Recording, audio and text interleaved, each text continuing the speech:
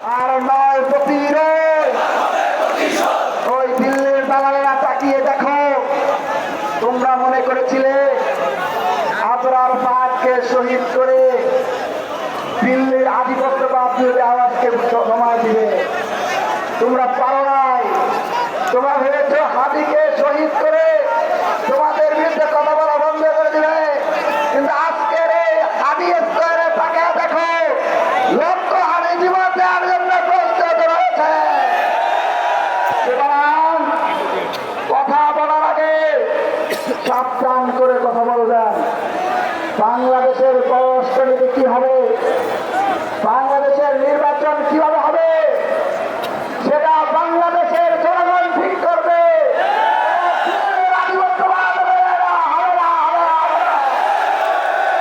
বাংলাদেশ সাথী বন্ধুগণ, আপনারা জানেন গত 2024 সালের ডিসেম্বরে বাংলাদেশের আগরতলার কনসুলেটে হামলা চালিয়েছিল, কিন্তু দীর্ঘদিন ধরে আমরা এদেশে আন্দোলন করেছি, ভারতের আধিপত্যবাদের বিরুদ্ধে কথা বলেছে, কিন্তু আমরা কখনো এই ধরনের আচরণ করি না। এটাই প্রমাণ করে বাংলাদেশের জনগণ ভারত থেকে হাজার হাজার গুণ সভ্য জাতি।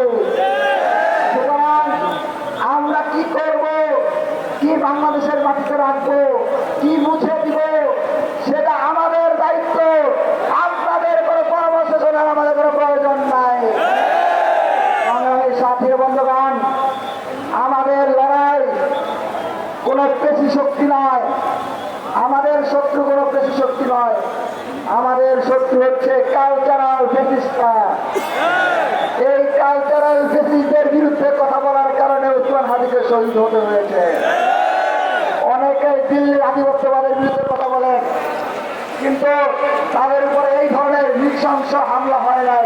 শুধুমাত্র যারা এই কালচারাল ফেসিস্টদের ভাঙতে চেয়েছে, তাদেরকেই তারা দুনিয়া থেকে মুছে দিতে চেয়েছে, কিন্তু তারা জানে না এক হাদির পক্ষ থেকে লক্ষ হাদি জন্ম দেবে, এক আবরার ভারতের পক্ষ থেকে লক্ষ আবরার জন্মাবে। এবং আমরা আছি থাকবো, আমরা আছি থাকবো, আমরা আছি থাকবো, আমরা আছি থাকবো, আমরা আছি থাকবো, আমরা আছি থাকবো, আমরা আছি থাকবো, আমরা আছি থাকবো। আমরা সবাই হাদি হব, আমরা সবাই হাদি হব, আমরা সবাই হাদি হব। আপনারা যখন সীমান্তে হত্যা করেন, যখন সীমান্তে খুন চালান, তখন আপনাদের সাথে আমাদের কোনো স্বাভাবিক সম্পর্ক থাকতে পারে না। আপনারা যতবার সীমান্তে খুন চালাবেন, যতবার বিপ্লবীদেরকে দুনিয়া থেকে হটিয়ে দিতে চাবেন, ততবারই আমরা বলবো যেই ভারত খুনি পারে, যেই ভারত খুনি পারে, যেই ভারত খুন করে, যেই ভারত খুনি পারে, যেই ভারত খুনি পারে, যেই ভারত খুনি পারে, যেই ভারত হাসিনা পারে, যেই ভারত হাসিনা পারে, যেই ভারত জঙ্গি পালে, গোলামি না আজাদি, গোলামি না আজাদি, গোলামি না আজাদি, গোলামি না আজাদি, গোলামি না আজাদি, গোলামি না আজাদি, গোলামি না আজাদি, গোলামি না আজাদি, গোলামি না আজাদি, গোলামি না আজাদি, গোলামি না আজাদি।